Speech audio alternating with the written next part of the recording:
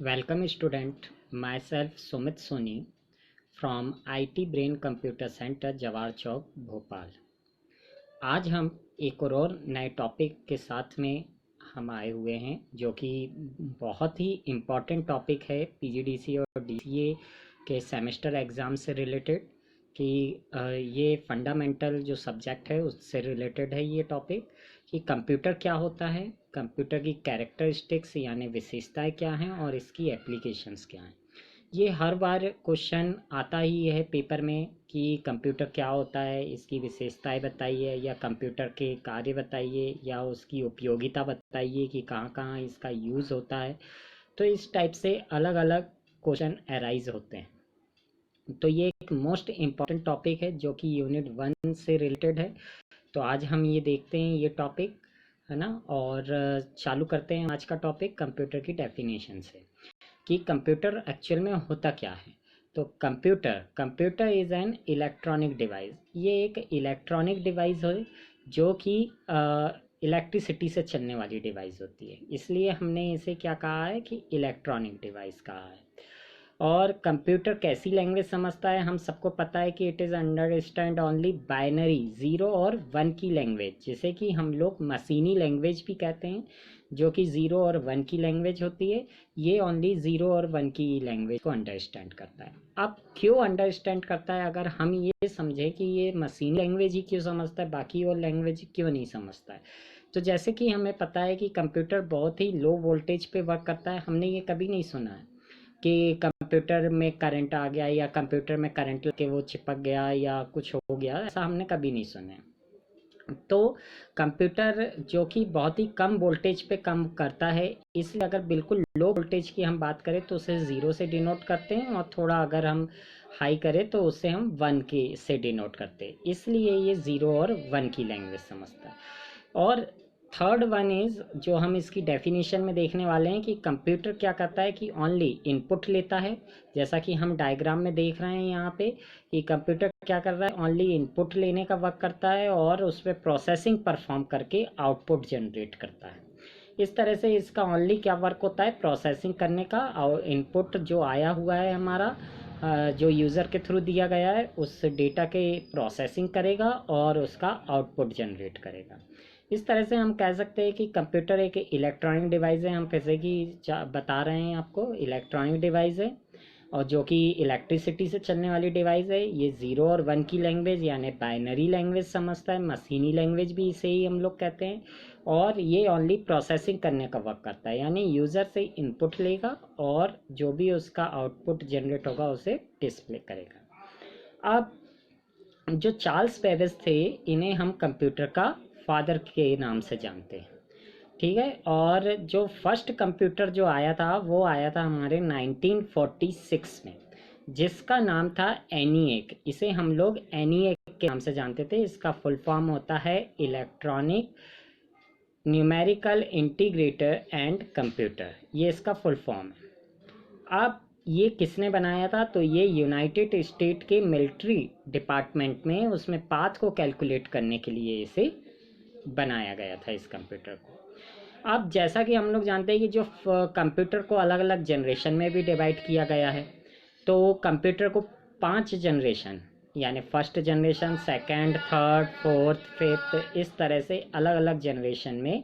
इसे डिवाइड किया गया है। तो शुरू में जब हमारा कंप्यूटर बना था तो इसका साइज़ एक कमरे के साइज़ के बराबर था, जो कि ओनली कैलकुलेशन करने के लिए परफॉर्म किया जाता था, उसका यूज़ किया जाता था।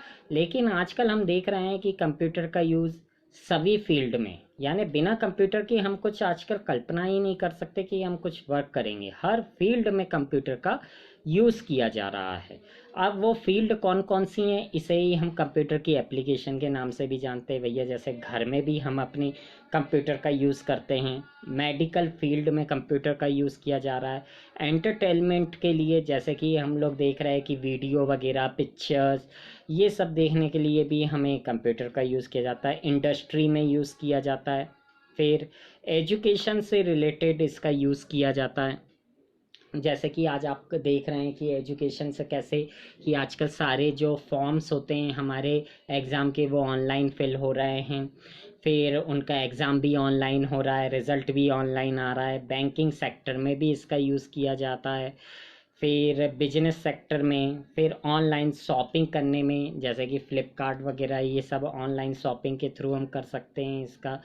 तो ऐसी कंप्यूटर की बहुत सारी एप्लीकेशन, जैसे कि रेलवे रिजर्वेशन हम कर सकते हैं, एयरलाइन रिजर्वेशन करने में इसका यूज़ किया जाता है ना। तो यानी आजकल हर सेक्टर में कंप्यूटर का यूज़ किया जा रहा है। तो कंप्यूटर का यूज़ हर सेक्टर में क्यों किया जा रहा है?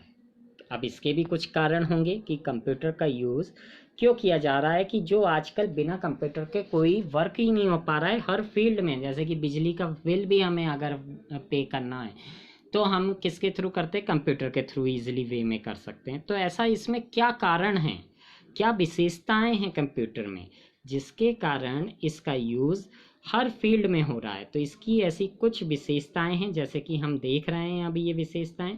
जैसे कि सबसे पहले आप ये डायग्राम में देख रहे हैं कि अलग अलग टाइप की ये 7 इसमें इसकी कैरेक्टरिस्टिक्स हैं। जैसे कि स्पीड हो गया, मेमोरी हो गया, फिर ऑटोमेशन हो गया, फिर एक्यूरेसी हो गया, रिलायबिलिटी, वर्सेटाइलिटी, डिलीजेंस।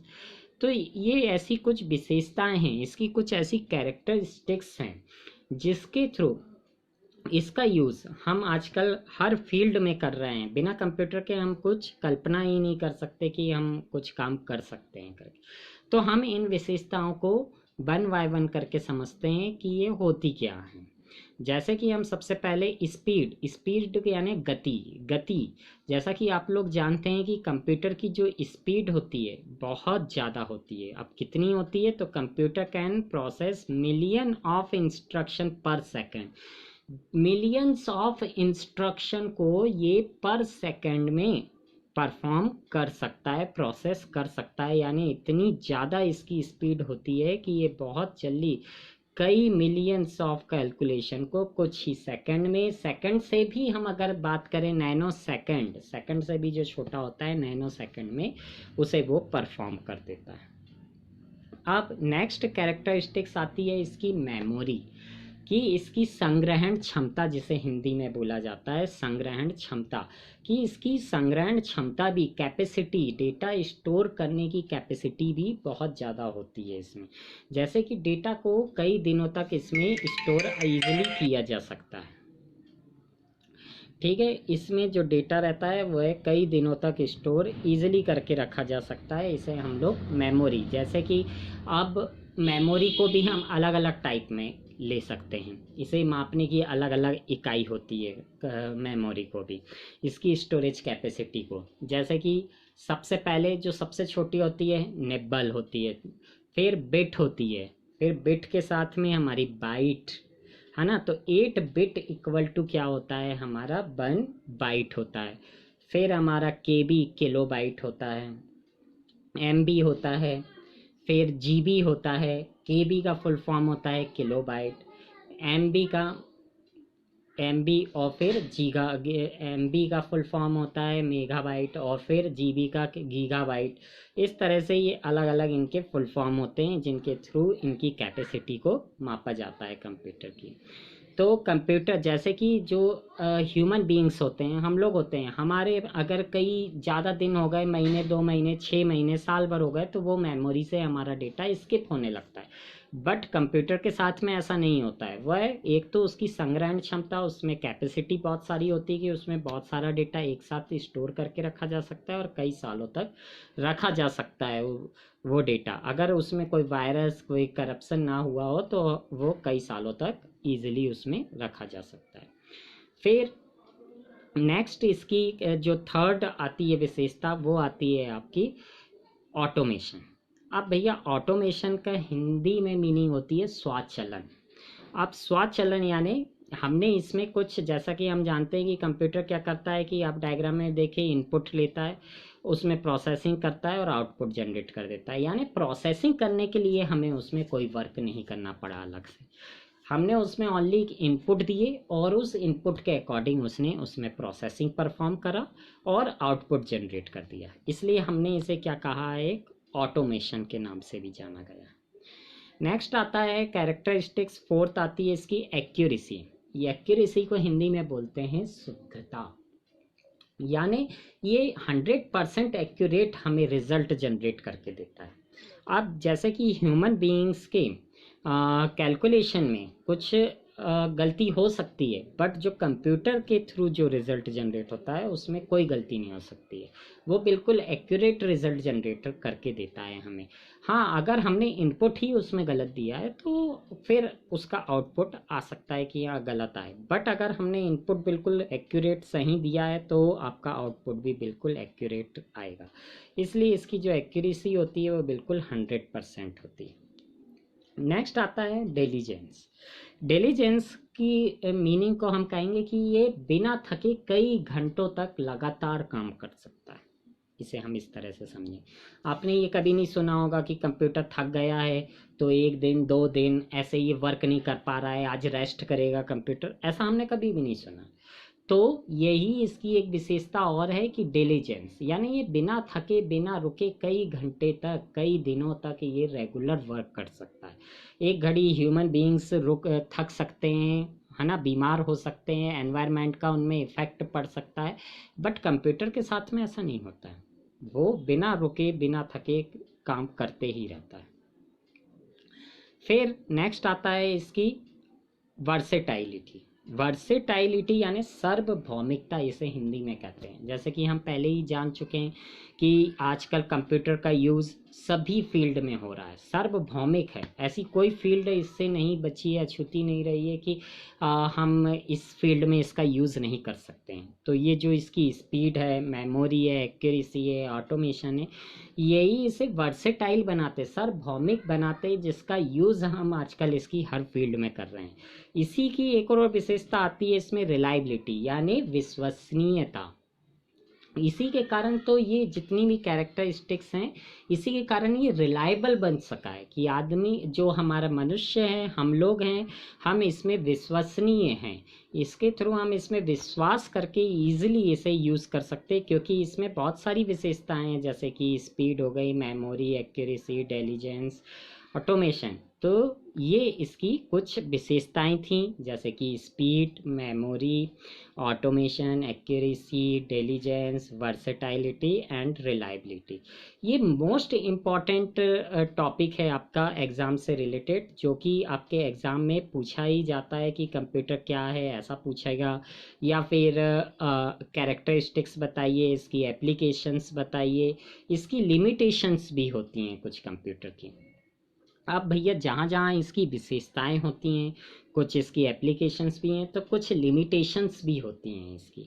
अब ये लिमिटेशंस क्या होती हैं? लिमिटेशंस ये होती हैं कि भैया इसकी कुछ कमियां, जैसे कुछ अच्छाई हैं तो कुछ इसमें बुराई भी हैं। एक तो ये कमी है इसमें सबसे पहले कि lack of sense, lack of common sense, यानी इसके पास में खुद का कोई सेंसिंग पावर नहीं होता है। लैक ऑफ माइंड, इसका खुद के पास में खुद का कोई मस्तिष्क नहीं होता है। जैसा कि हमने बताया कि कंप्यूटर क्या करता है, इनपुट लेता है, उसमें प्रोसेसिंग परफॉर्म करता है और आउटपुट जनरेट कर देता है, यानी उसने अपना कोई माइंड नहीं लगाया। जैसा उसके पास में इनपुट आया, भले ही वो गलत भी हो, तो उसने उसकी वैसे ही प्रोसेसिंग करके आउटपुट जनरेट कर दिया। तो ऐसे ही उसके पास में कोई माइंड नहीं होता है।